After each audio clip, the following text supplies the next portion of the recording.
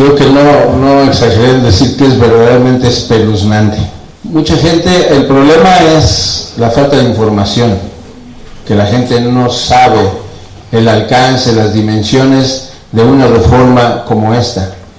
Y por desgracia han estado pasando reformas, las estructurales, y la gente no alcanza a percibir el tamaño de las mismas y sobre todo las consecuencias que trae para la gente. Lo que dice el compañero Raúl es verdaderamente impresionante, pero creo que tenemos que profundizar más en el conocimiento, difundir más esta situación, pero sobre todo, compañeras, compañeros, movilizarnos. Si no lo hacemos, después no nos quejemos que no podamos salir de la casa, o más bien que nos saquen de la casa cuando quieran. Entonces, creo que ahora toca el turno a nuestra compañera Carla Michel, que va a profundizar más este panorama que ya de por sí parece aterrador, pero no es broma, es una realidad muy objetiva que debemos de tomar en cuenta. Le paso el micrófono a nuestra compañera expresidenta Carla Michel. Muchas gracias, compañeros. Sean muy bienvenidos todas y todos los que están en esta mesa de discusión sobre la ley reglamentaria del artículo 29, que como lo han mencionado mis compañeros que me antecedieron, pues nos lleva a ponernos en un estado de alarma, abogados, abogadas y en general la población, porque de antemano sabemos que desde hace ya varios sexenios vivimos en un estado de excepción, no legalizado. El riesgo en este momento es que vamos a legalizar ese estado de excepción y donde se le van a dotar de facultades al Ejecutivo Federal precisamente para que de manera legal pueda violar y continuar vulnerando nuestros derechos humanos. Primero, me gustaría mencionar, tener una ley reglamentaria para suspender o restringir derechos humanos y sus garantías, por supuesto que no es algo nuevo. En el marco jurídico internacional y en muchos estados, eso es muy común, tener una reglamentación. ¿Cuáles son las características de cómo se ha reglamentado, por ejemplo, en estados democráticos? Pues establecen controles estrictos, precisamente porque una ley que reglamente un estado de excepción implica dotar de facultades extraordinarias al Ejecutivo, pero también es que es una confrontación al esquema propiamente de un estado democrático de derecho, porque evidentemente durante un periodo de tiempo determinado, que tiene que ser determinado, se establecen estas atribuciones o facultades extraordinarias al Ejecutivo Federal y evidentemente se rompe con la división de poderes, porque el Poder Judicial y el Poder Legislativo tienen que limitarse ante esa situación extraordinaria. Digamos, no es nuevo.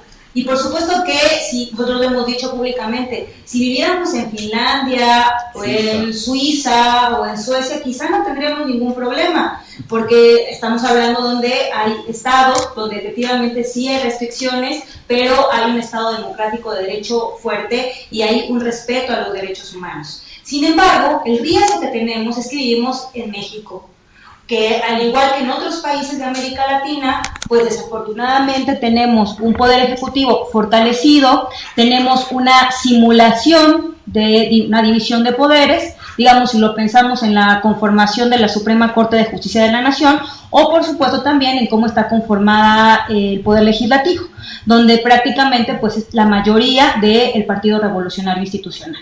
En ese sentido, el aprobar una ley con estas características se convierte en un grave riesgo para la población. Además de, como lo ha mencionado el doctor Jiménez, estamos hablando de un contexto donde si lo que ha demostrado México es precisamente tener una falta de, no solo de consideración, sino de desprecio a la supervisión de los organismos o de los mecanismos de derecho internacional de los derechos humanos. Recordemos que hace apenas unas semanas, el Ejecutivo, a través de la Secretaría de Relaciones Exteriores, rechazó la visita del relator de Naciones Unidas para la protección de las personas defensoras de derechos humanos. Pero también, en ese contexto, el relator de Naciones Unidas para los casos de tortura solicitó al gobierno mexicano se le invitara nuevamente para darle seguimiento a su visita del año pasado. El gobierno mexicano rechazó también que el relator de Naciones Unidas de casos de tortura acudiera a nuestro país. Y eso evidentemente no se da en el vacío. Recordemos que cuando acudió a México el relator de Naciones Unidas contra la tortura, refirió un elemento que en el marco del derecho penal internacional es un elemento relevante. El relator se atrevió a señalar, evidentemente a través de la documentación, que en México se estaba cometiendo tortura de manera sistemática. Recordemos que en el marco del Estatuto de Roma, que es el Código Penal de la Corte Penal Internacional, se establece precisamente para acreditar casos o crímenes de lesa humanidad, precisamente cuando ciertos delitos, entre ellos la tortura, se comete de forma sistemática. Entonces, cuando el gobierno mexicano se entera que el relator estaba señalando que se estaba cometiendo la tortura de manera sistemática, eso prendió los focos de alerta para el Estado mexicano, porque eso significa un primer paso de entrada a la Corte Penal Internacional. Y si lo sabemos perfectamente cuando analizamos la historia de cómo nuestro país de manera forzada se vio a ratificar el Estatuto de Roma.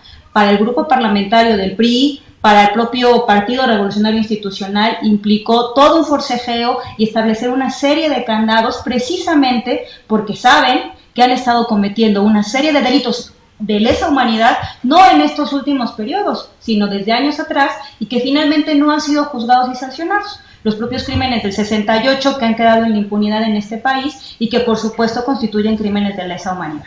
Entonces, en el marco de esta guerra mal llamada contra el narcotráfico, precisamente sabe el gobierno federal que se han cometido crímenes de lesa humanidad, y son crímenes no como lo ha pretendido señalar el gobierno, no crímenes cometidos por el crimen organizado, son crímenes cometidos por los marinos, por el ejército y evidentemente con la tolerancia, con la aquiescencia de su jefe, que es precisamente el presidente de la República. Es decir, ante este riesgo es como el gobierno mexicano, el Ejecutivo Federal, ha cerrado toda la posibilidad para que estos relatores puedan acudir a nuestro país y puedan estar supervisando qué se ha hecho y qué no se ha hecho. Y evidentemente, pues evitar cualquier tipo de pronunciamiento como el que ha hecho el relator Juan Méndez, de que en este país se están cometiendo crímenes de manera sistemática. Y déjenme decirles, de lo sistemático a lo generalizado hay solo un paso. Entonces, eso lo sabe el gobierno mexicano. Entonces, en este contexto que también ya ha profundizado mi querido Raúl Jiménez, pues se da, digamos, esta discusión de la ley, que claro, es por supuesto también mandato constitucional que se discuta y que se apruebe esta ley. Y por supuesto, desde la asociación no podríamos estar en contra de la aprobación de una ley. El tema es cómo se va a aprobar esa ley y cuáles van a ser los candados y las restricciones que se van a establecer en esta norma, precisamente para que no se abuse de lo establecido o de las posibilidades que en este caso podría tener el Ejecutivo Federal para suspender o restringir derechos y garantías. Uno de los controles que establece precisamente el derecho internacional de los derechos humanos es que a partir de la suscripción y ratificación de la Convención Americana sobre Derechos Humanos, es que cuando un Estado que es parte de la Organización de los Estados Americanos, va a suspender o restringir derechos, debe de informar a la OEA qué derechos va a suspender, en qué territorio y cuál es el tiempo para realizar tal suspensión. Esto, por supuesto, que lo enuncia la norma. Sin embargo, la pregunta es, ¿cómo vamos a entender que un Estado como México, que ha mostrado un claro desprecio hacia los mecanismos que precisamente se desprenden de la Organización de los Estados Americanos, cómo vamos a creer que va a permitir la supervisión de los mecanismos de la OEA cuando claramente lo ha despreciado, y lo vemos claramente en la actitud que ha tenido el gobierno mexicano para con el grupo interdisciplinario de expertos independientes? ¿Por qué insistimos, digamos, en este desprecio o en el contexto? No podemos, y eso también es importante verlo desde otra perspectiva del derecho, debemos de entender que la norma no es que se aplique en la literalidad, la norma se aplica en el contexto. Por eso no podemos desprender solamente decir, bueno, es que la norma lo establece, sí, pero ¿en qué contexto? Pero además, ¿quién va a ser el intérprete de esa norma? ¿Y cómo va a interpretar lo que dice la literalidad de la ley? Que por supuesto, pues dependiendo del intérprete, van a ser las consecuencias y la forma de cómo va a ocurrir dicha interpretación. En ese sentido, estamos observando desde la ANAT dos problemas fundamentales a esta ley. Uno, por supuesto que tiene que ver, insisto, con el contexto, en este contexto de graves violaciones a los derechos humanos, no solamente cometidas por el crimen organizado, sino principal y fundamentalmente por las instituciones públicas como el Ejército, la Marina, las policías federales, estatales y municipales. Estas afirmaciones que no es que estén solamente en nuestra cabeza, así lo han consignado los informes de la Comisión Nacional de los Derechos Humanos, donde en este país quienes han cometido mayor número de desapariciones forzadas no ha sido el crimen organizado, ha sido el Ejército y la Marina, y eso ha sido denunciado, insisto, por la propia Comisión Nacional de los Derechos Humanos y que es ratificado por la propia Comisión Interamericana de Derechos Humanos, que recientemente visitó México. Es decir, tenemos un problema de contexto. Pero el otro problema, que también nos parece grave, es lo que dice la norma propiamente. Y para eso me voy a permitir ir como señalando algunos artículos que precisamente nos pueden ir evidenciando estas dificultades y estos vacíos y problemas estructurales que presenta esta propuesta o este anteproyecto de ley reglamentaria del artículo 29 constitucional. Bueno, ahora es minuta, en realidad solo estamos en espera de que la Cámara de Diputados lo discuta y en su caso lo apruebe. El artículo 5, por ejemplo, de esta minuta de ley reglamentaria señala: la restricción o suspensión solo podrá decretarse por la única razón que los derechos y garantías restringidos o suspendidos fuesen un obstáculo para hacer frente de manera diligente a la situación excepcional. Desde la forma de redacción nos podemos dar cuenta de la intención autoritaria. Los derechos humanos nunca pueden ser un obstáculo para que se respete el Estado de Derecho. En todo caso, es la situación excepcional lo que lleva a tomar medidas extraordinarias al Poder Ejecutivo. ¿Para qué? Para garantizar esos derechos que establece la propia Constitución Política de los Estados Unidos Mexicanos. Pero digamos, de esta simple redacción podemos ver cómo hay un juego por parte de quienes redactaron esta ley de considerar que son los derechos y las libertades lo que genera una imposibilidad material, un obstáculo para hacer frente a la situación excepcional, cuando en realidad cuando tú tomas medidas excepcionales es para garantizar los derechos de la población y no al revés. Esto me recuerda un poco como cuando se fuga por segunda vez el Chapo y sale el gobierno mexicano, especialmente las autoridades de seguridad nacional, a señalar que el Chapo se había fugado por culpa de las recomendaciones de la Comisión Nacional de los Derechos Humanos. Es decir, nuevamente en este discurso de talante autoritario, la culpa la tienen los derechos humanos y no la corrupción, no el autoritarismo y no las malas decisiones que se toman desde el Ejecutivo Federal. Entonces, ese es, digamos, un primer elemento.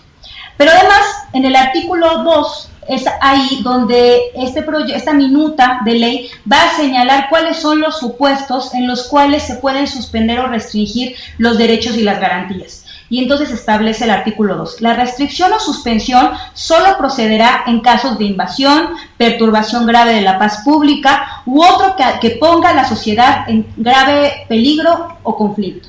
Cuando vamos al derecho internacional de los derechos humanos y al derecho internacional humanitario, que digamos serían como los dos grandes bloques de referencia que podríamos utilizar para interpretar la norma, podemos encontrar qué se entiende, por ejemplo, por perturbación grave de la paz pública, podemos encontrar qué se puede entender en el derecho internacional por una invasión, pero no así encontramos lo que hemos denominado como el cajón desastre.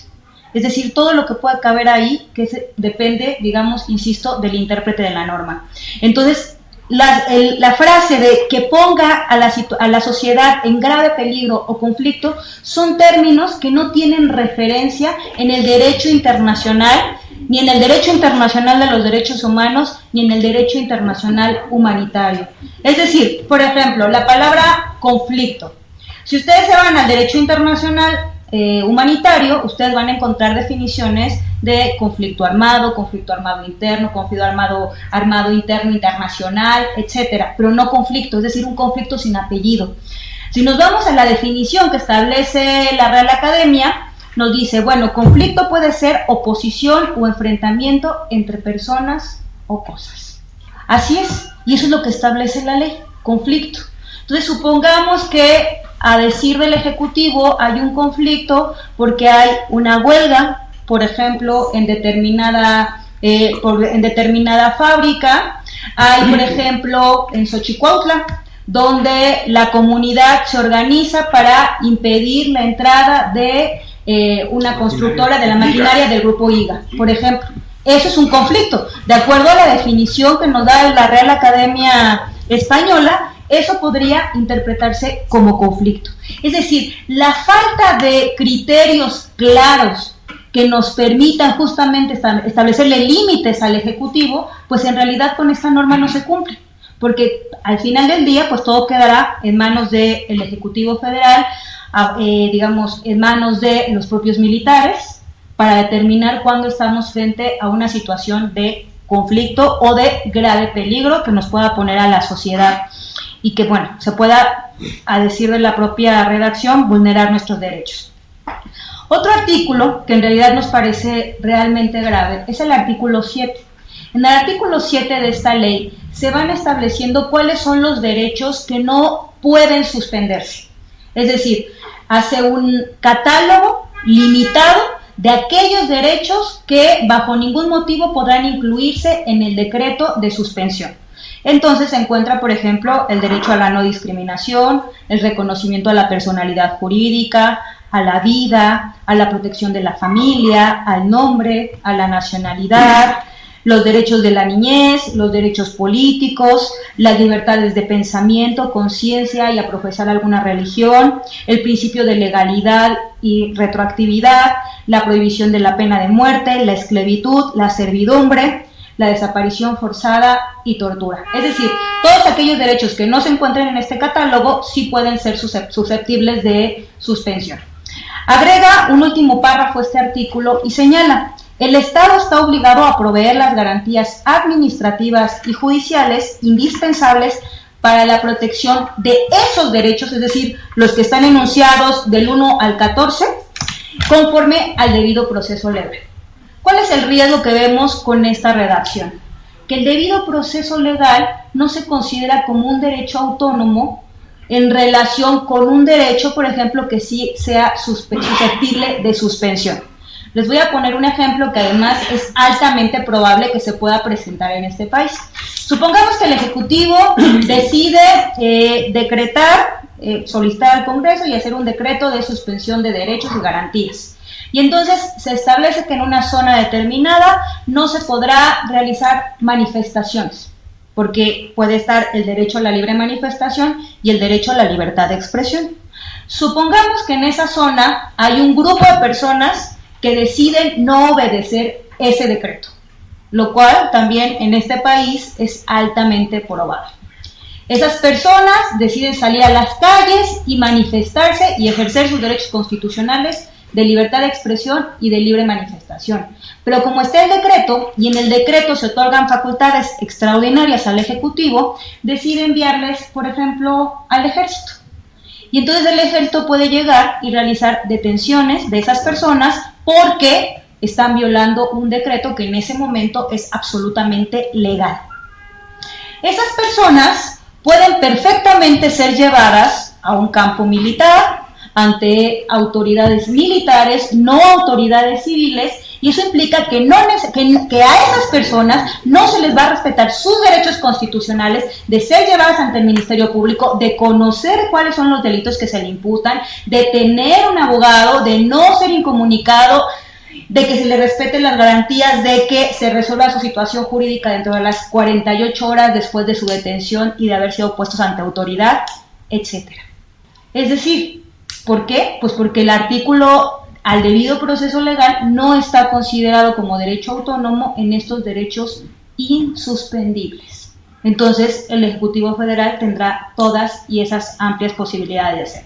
Y lo mismo en este momento se nos pueden ocurrir otros innumerables ejemplos que son parte de lo que estamos viviendo en este país, conflictos, huelgas, por ejemplo, con sindicatos, conflictos con empresas mineras, es decir, la resistencia de los pueblos indígenas, y todas esas violaciones ahora van a ser consideradas legales, porque se harán dentro de este decreto que estará considerando y emitiendo el propio Ejecutivo. Ahora bien, hay quienes, y eso me gustaría mencionarlo, hay quienes han afirmado que lo que estamos diciendo desde la Asociación Nacional de Abogados Democráticos es extremo. Hay organizaciones de derechos humanos que han cuestionado incluso nuestra posición porque señalan que la ley considera, o este proyecto de ley considera controles políticos y jurisdiccionales sobre todo, que pueden evitar, digamos, estos escenarios que a nosotros nos parecen realmente posibles y realmente que pueden presentarse, digamos, en cualquier momento. ¿Cuáles son los controles? Y se los voy a comentar y ustedes tomarán sus decisiones.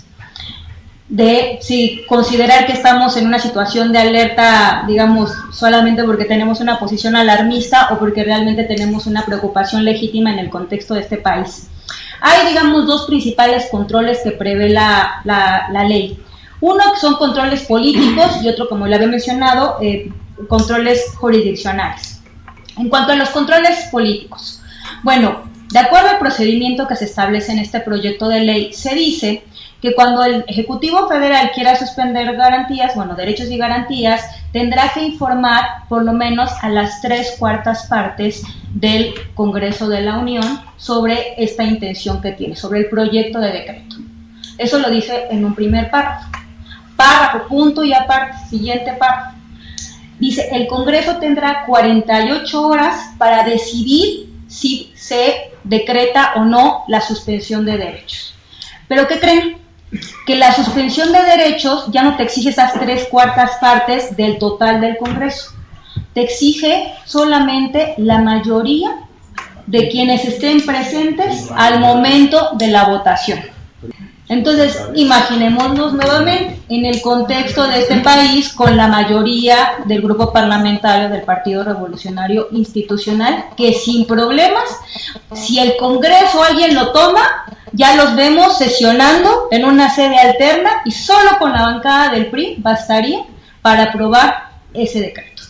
Ese es uno de los controles que quienes elaboraron esta ley dice existe. Entonces dice, pues claro que no, son una mera simulación. Otro de los controles que establece, por ejemplo, para el Poder Legislativo es que el Ejecutivo tendrá que informar mínimo cada 30 días de las acciones que está realizando, digamos, a partir del decreto de suspensión de derechos y garantías. 30 días. Cada 30 días el Ejecutivo tendrá el deber de informar.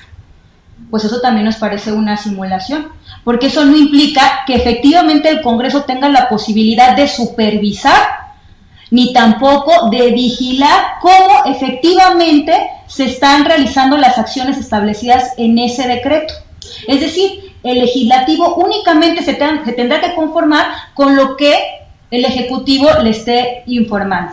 Y tenemos mucha experiencia también en ese tipo de mecanismos. Digamos, no en un estado de excepción, pero sí en esta simulación que se da entre el Poder Legislativo y el Poder Ejecutivo. Y mencionemos las comisiones legislativas, por ejemplo, en el caso Tlatlaya, en el caso Ayotzinapa, donde a la fecha ninguna de las personas que nos encontramos aquí sabemos en qué terminó el trabajo legislativo de supervisión que realizó el Poder Legislativo en cuanto a las medidas realizadas por el Ejecutivo en esos casos de graves violaciones a los derechos humanos. Pero además, también hay una serie de restricciones en materia de seguridad. Ustedes deben de saber que hay comisiones de seguridad tanto en la Cámara de Diputados como en la Cámara de Senadores, que de manera permanente están vigilando cuáles son las acciones que se realizan desde el Ejecutivo en materia de seguridad. El problema es que solo lo saben quienes forman parte de esas comisiones, porque hay un acuerdo de confidencialidad. Entonces, ninguna de las personas, ninguna persona, ni medio de comunicación, ni organizaciones de la sociedad civil, en realidad sabemos qué es lo que se discute en esas reuniones, ni cuál es la estrategia, ni los resultados de seguridad que hay en este país. Porque bajo digamos, cláusula de estricta confidencialidad, pues en realidad nadie tiene acceso a nada. Entonces, trasladamos esa situación que se da actualmente al estado de excepción, pues claro, la información que vamos a tener básicamente será nula. Entonces, como vemos, el mecanismo político que prevé esta minuta, pues en realidad desde nuestra perspectiva es simulación. Ahora bien, vámonos al control jurisdiccional, que también quienes defienden esta minuta han señalado, pues es que la Suprema Corte podrá intervenir incluso de oficio. Sí, efectivamente, la Suprema Corte podrá analizar la inconstitucionalidad de este decreto. Nada más que, ¿qué creen? Hay dos elementos. El primero, que para determinar si este decreto es inconstitucional, se requiere una mayoría, una supermayoría de 8 ministros. En el contexto, nuevamente, cuando revisamos la integración de la Suprema Corte, resulta altamente preocupante. Y esto quiere decir que si se está requiriendo en esta minuta que tiene que ser la supermayoría de 8 ministros, es decir, la presunción que hay sobre ese decreto, es decir, la base sobre la cual vamos a partir, es de que es constitucional. Porque eso es básicamente lo que nos está diciendo la norma al establecer que solo podrá decretarse o considerarse como inconstitucional cuando haya el voto de 8 ministros. Entonces ya nos imaginamos al ministro Medina Mora muy preocupado sobre si se están violando o no derechos humanos de la población en un decreto. En este caso también, si ya va a terminar, ya es mínimo lo que me falta, en este supuesto también se establece que, bueno, la ciudadana, los ciudadanos podremos acudir al juicio de amparo. En ese juicio de amparo, que ponen un plazo, 30 días, para que se nos pueda resolver, pero al final decimos, tendrá que ser a toro pasado. Una vez que ya se implementaron las medidas, una vez que ya se vulneraron los derechos, una vez que una persona quizá en ese momento ya está siendo juzgada por un tribunal especial, es cuando la Suprema Corte va a determinar o no si nos concede un amparo. Es decir, porque no hay eso es muy importante, porque también en la propia minuta se establece que no procederá la suspensión provisional en el caso del decreto de estado de excepción. Es decir, en realidad, para nosotros los controles políticos y jurídicos que establece la propia iniciativa son ilusorios. Es una simulación más que al final del día lo único que va a hacer es avalar y legalizar y normalizar el estado de excepción en el que vivimos desde hace varias décadas. Quiero terminar con la preocupación que tenemos. Ya, he resumido cuáles son las principales preocupaciones que surgen a partir de la revisión puntual que hemos hecho de esta iniciativa, de esta minuta que ya fue aprobada por la Cámara de Senadores y que pues prácticamente cuelga como espada de Damocles, ya que en cualquier momento puede ser aprobada por la Cámara de Diputados.